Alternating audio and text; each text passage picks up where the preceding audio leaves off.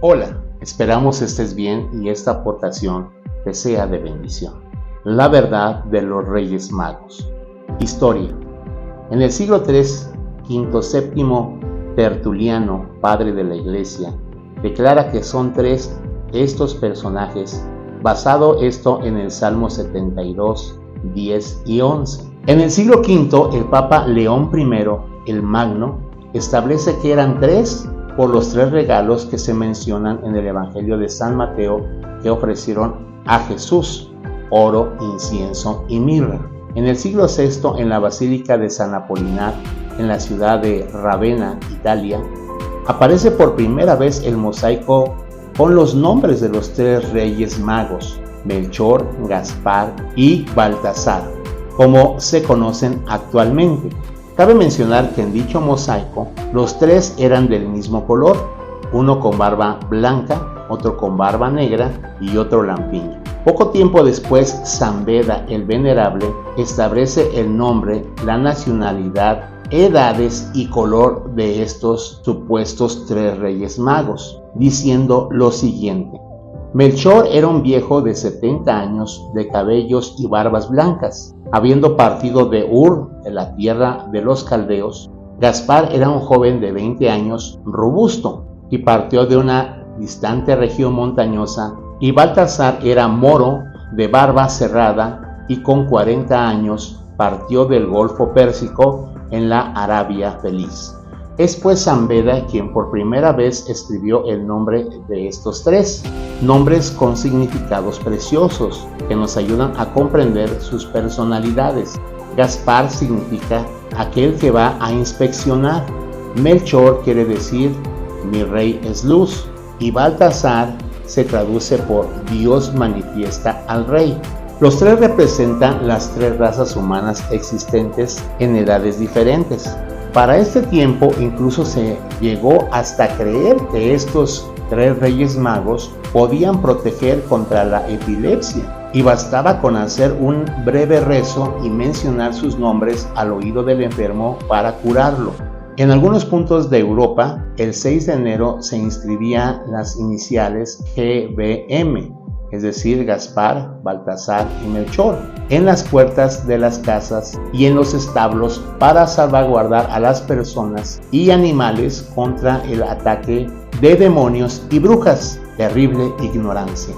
En el siglo XIX y XX, en España surge la tradición de que los niños recibían regalos de estos tres reyes magos en la noche del 5 al 6 de enero.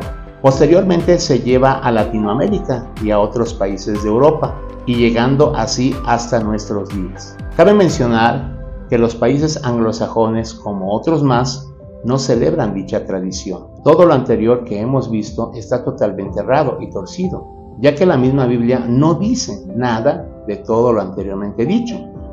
Vamos a contestar algunas preguntas. ¿Eran magos, reyes, sabios? ¿Quién eran esos personajes? La Biblia habla en el original la palabra magos, del griego magoi.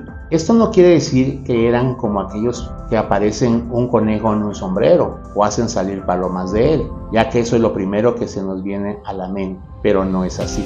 En esos tiempos se les daba este adjetivo a personas que eran astrónomos y estudiosos de las estrellas, al igual que eruditos y personas nobles. Además de esto, cuando el evangelista Mateo escribe este pasaje, lo interpreta de la manera que la gente lo había oído, ya que él no fue testigo de ese acontecimiento. Y las pocas personas que lo vieron eran las que lo habían platicado a su manera y lo que vieron. No eran magos, sino astrónomos, sabios como lo manejan algunas otras versiones de la Biblia, estudiosos, eruditos. Además, por los presentes que llevaron a Jesús, oro, incienso y mirra, dentro de otros muchos más, eran obsequios que se les daba a los reyes. Entonces podemos ver que también venían junto con los sabios, gente de la nobleza de dichos países, al igual que muchas otras personas, como lo veremos a continuación. ¿Cuántos eran? La Biblia no dice que eran tres, sino muchos, que venían en una caravana. Leemos en Mateo 2:3. Oyendo esto, se turbó el rey Herodes y toda Jerusalén con él. ¿Por qué se turbó toda Jerusalén? porque eran muchos los que venían en esa caravana, de tal manera que causó una turbación en toda la ciudad. Si hubieran sido solo 3 personas, no habría causado tal situación. ¿Eran de esas edades y de ese tipo de pieles? No. Podríamos decir que eran de diferentes tipos de razas, ya que venían de diferentes ciudades y países, y eran de diferentes edades. Pero el asumir que eran como lo hemos visto y como lo han vendido, definitivamente no es así. De ahí que veamos todas las mentiras y engaños que nos han transmitido por generaciones. ¿Eran solo 3 los regalos que ofrecieron a Jesús? No. Dentro de los muchos obsequios, los más notables fueron el oro, incienso y mirra, por lo que ya hemos dicho. Pero fueron muchos los presentes que recibió Jesús de toda la multitud de gente que iba en dicha caravana, y no solo 3 cofrecitos de juguete recibió, como nos han hecho creer y como lo vemos en imágenes hasta nuestros días. Ellos buscaban adoración, como ya hemos visto que hacían en los siglos pasados. No, ellos venían a adorar a Jesús, como lo leemos en el verso 2 de Mateo. Y hemos venido a adorarle, ya que ellos sabían que no era cualquier rey el que iba a nacer, sino era el Rey de Reyes y Señor de Señores, el Salvador del mundo, al que ellos venían a adorar.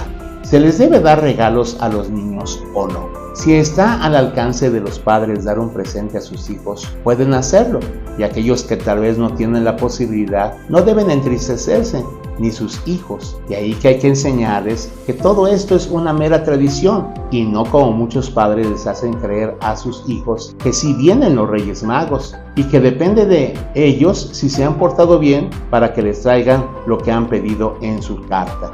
¿Por qué tener a los niños en la ignorancia y en el engaño? Si bien se les puede decir la verdad, que uno como padre es el que le compra su regalo y que deben adaptarse de acuerdo a las posibilidades, al igual que no solo debe ser una vez al año, sino podrían ser algunas otras veces más. No que muchos niños esperan solo una vez al año recibir algún juguete de sus padres, y no debe ser así. ¿Es una tradición buena o mala? Como siempre decimos, en base a lo que aquí se ha expuesto y en lo que más quieras investigar, debes tomar tus propias conclusiones, pero sobre todo considerando la palabra de Dios y a los niños. Ellos no deben crecer en ignorancia ni engaño. Creo que a nadie nos gustaría esto. ¿Cómo puedes hacerlo con los pequeños? Tal vez muchos crecieron frustrados, traumados por ver a otros niños con juguetes y ellos no. Para otros más son días tristes porque sus padres no tenían la posibilidad o eran muchos hermanos. ¿Cuántas cosas más podríamos decir de muchos que crecieron y crecen así? Es mejor decir la verdad a los hijos, ellos nos lo agradecerán y no tendrán que pasar días malos o de tristeza, sino ya conscientes de todo, será para ellos más fácil entender. Deseamos esta aportación te sea de bendición y que cada día se vaya develando la verdad de Dios en tu vida. Gracias.